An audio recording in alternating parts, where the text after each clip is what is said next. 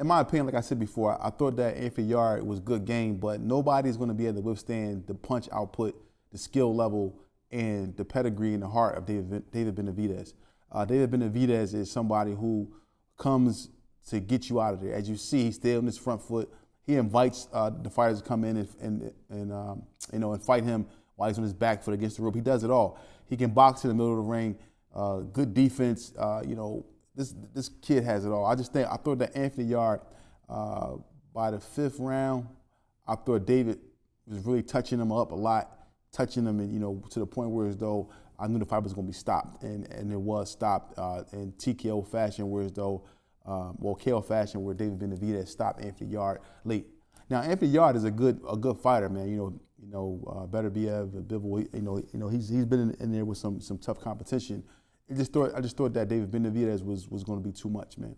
I know you look at the physique of Anthony Yard, you see the muscles, and then you look at the body frame of David Benavidez, and you look at it, and you think like, man, Anthony Yard looks very, very strong, but muscles don't win fights, man. We got to understand that. People got to understand. For those who don't understand that, muscles don't win fights. It doesn't matter how strong you are. It comes down to skills.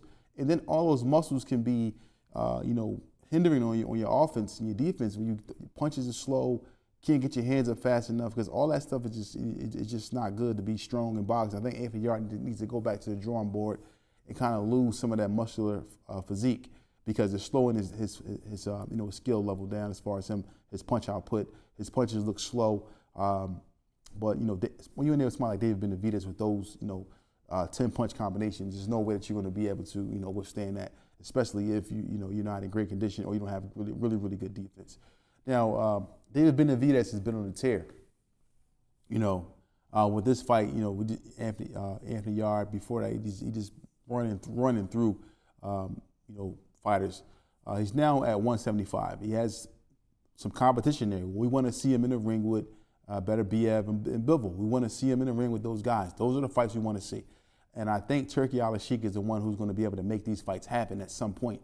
I think that these fights will definitely be, on the menu for David Benavidez going forward. Now they have some business they have to handle, but I believe that David Benavidez will be seen in the ring sometime next year against one, if not both of these opponents next year sometime. And will he win these fights?